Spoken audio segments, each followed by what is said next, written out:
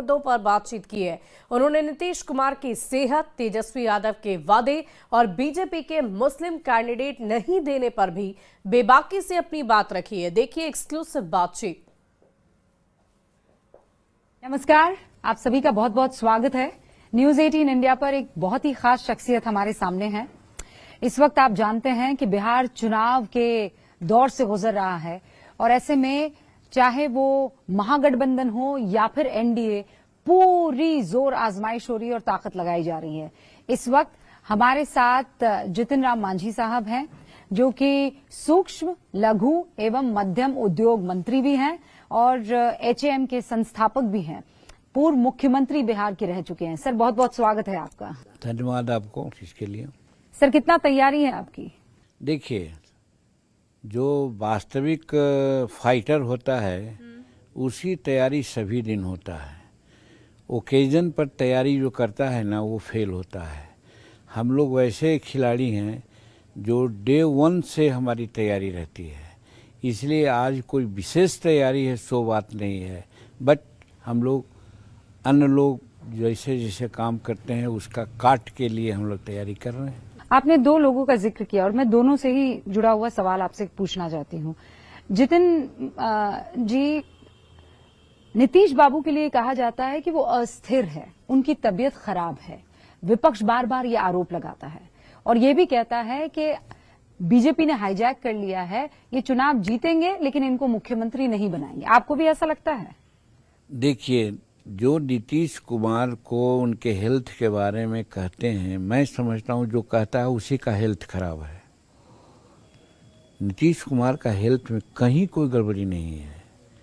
देख रहे हैं, मैं प्रधानमंत्री के साथ दर्जनों मीटिंग में उनके साथ रहा।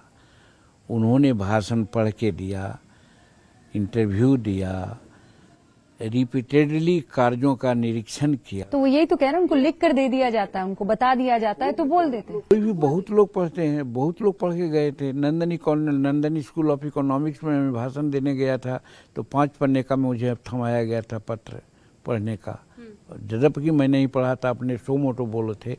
लेकिन ये तो बहुत से लोग लिख करके पढ़ते हैं, इसमें क्या दिक्कत की बात है? एकदम स्वस्थ हैं और वही मुख्यमंत्री होंगे, निश्चित होंगे।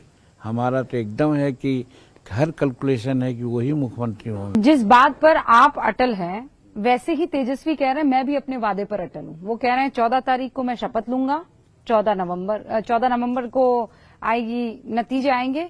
18 तारीख को वो शपथ लेंगे। 26 तारीख से वो सारे के सारे क्रिमिनल्स को जेल में डालना शुरू करेंगे और ये सिलसिला चलेगा 26 नवंबर से 26 जनवरी तक।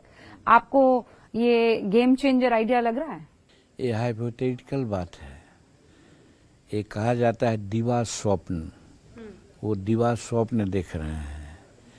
वो किसी भी परिस्थिति में मैं लिख कर दे सकता हूं कि 14 तारीख को एनडीए की सरकार बनेगी, न कि महागठबंधन की सरकार बनेगी।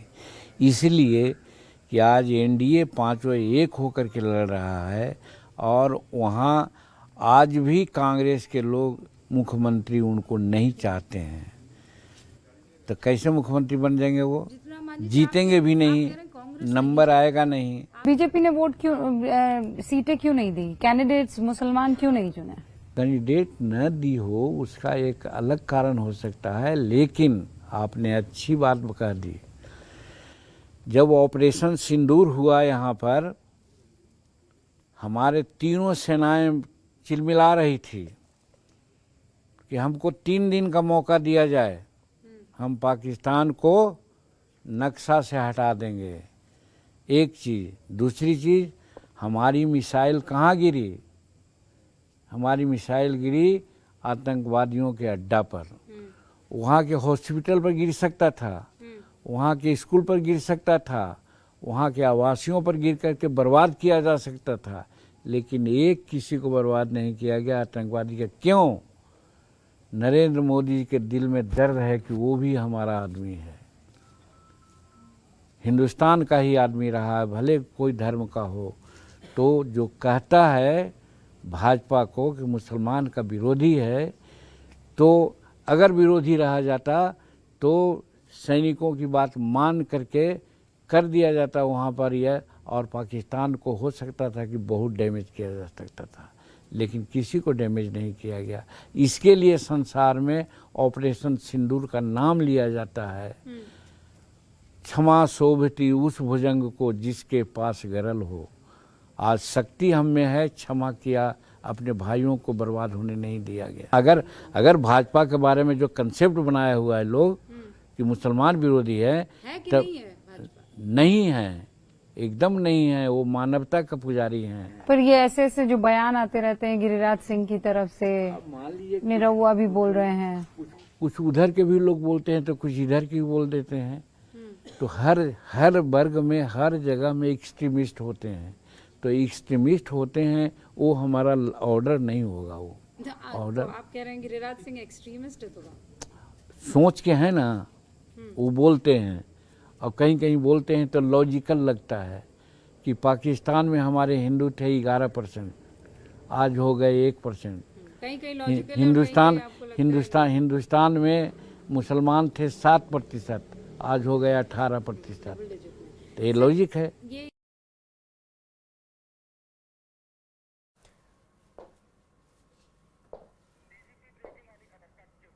और बढ़ते आगे, केंद्रीय गृह राज्य मंत्री नित्यानंद राय ने पहले चरण के मतदान और इसी बीच एक और बड़ी खबर का रुख कर लेते हैं। बिहार में कल पहले चरण का मतदान होना है।